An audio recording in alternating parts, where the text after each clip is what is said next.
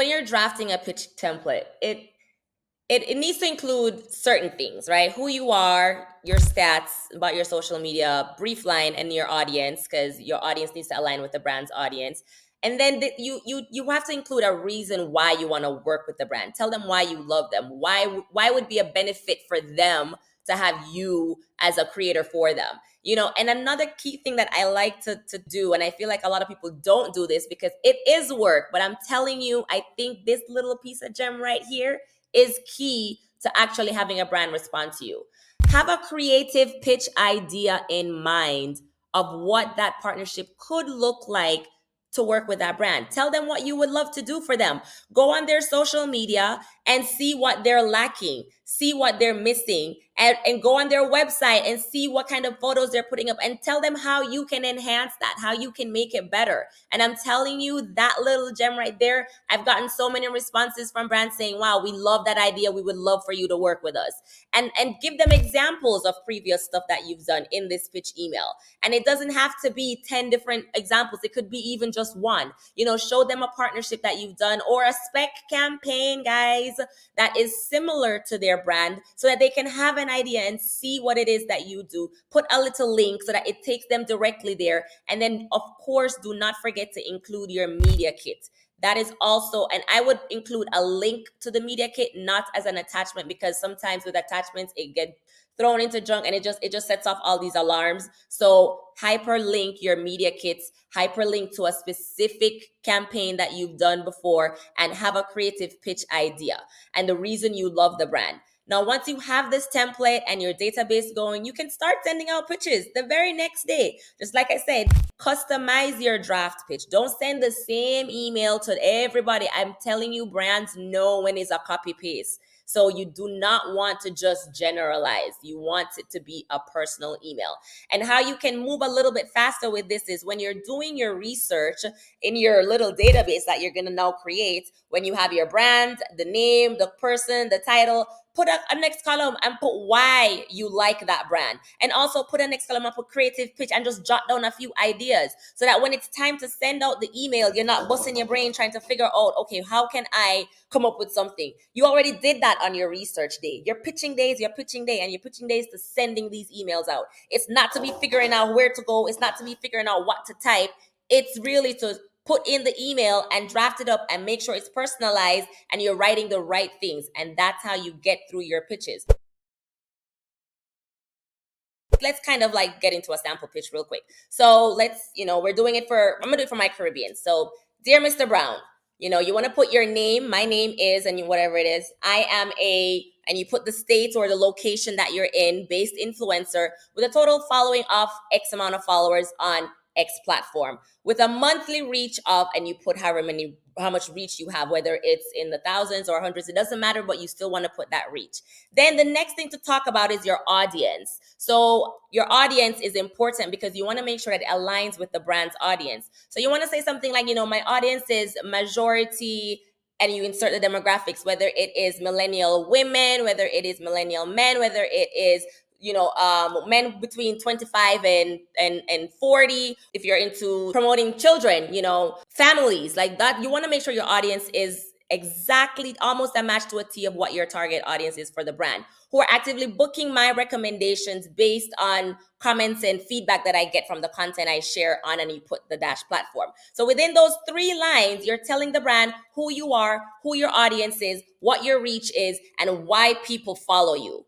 All right, the next step is to say, okay, you can see this kind of content that people are loving me for by going here, and you hyperlink your social account, whether it's Instagram, Facebook, TikTok, to see the quality content I create and engagement I receive from my audience who is highly interested in, and you insert the brand category or your niche. So whether if it's budget friendly travel or luxury or beauty, sustainable fashion, whatever it is, as this is my area of expertise, right? Guys, I'm giving you the whole pitch right here.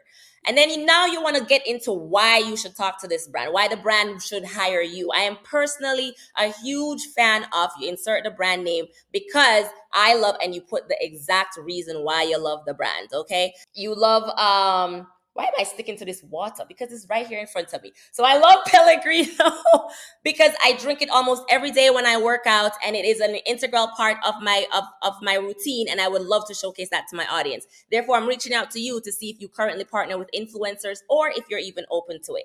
Then the last paragraph now is where you're gonna come up with the creative pitch.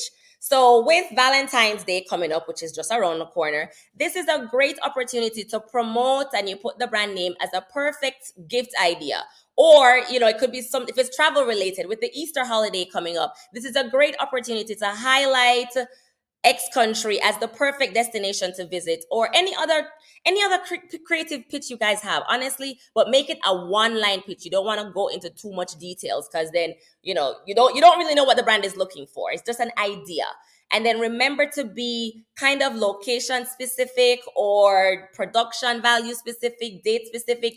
If you know that you're trying to travel in August, put that you're trying to go in August, because that will give the brand an idea, a better understanding of when they want to work with you. Then the last thing you want to do is say, here are some previous campaigns I created for other brands in the industry, so you have a better idea of the creative content I produce. And then you list one or two campaigns.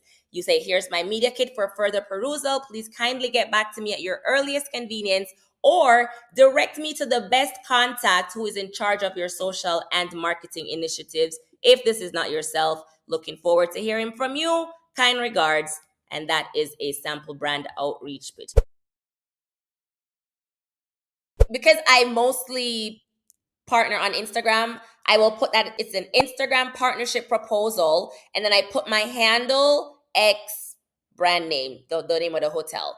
Or I might put just brand name and X my Instagram handle. Or I might say time sensitive influencer partnership proposal. That also has gotten me. Or you can be cheeky with, and this is mostly for hotels, and put reservation request and put Instagram partnership proposal, because they'll see the reservation request and that's like, oh, we have a reservation request. So those are a few little things that you can do to put in the title of your emails.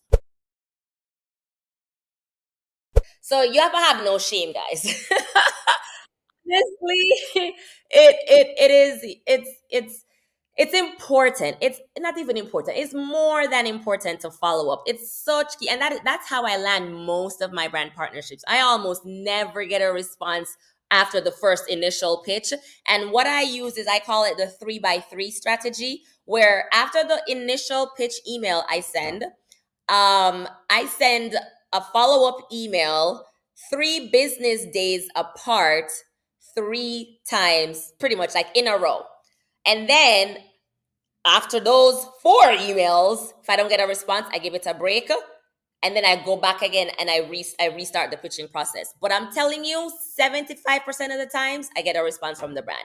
And in those 3 times that I'm following up, I'm not sending the same email. I have a strategy for each of those emails. It's a different way that I'm wording it. I'm including different information. I'm finding a different route. I'm figuring out, okay, so they didn't reply to the pitch. All right, you know what? You didn't reply to this, but hey, have you seen like these 3 kind of like content that I've created for this specific industry? And then there's just different ways that you can follow up that will make the brand interested. And I'm telling you, it works 75% of the times.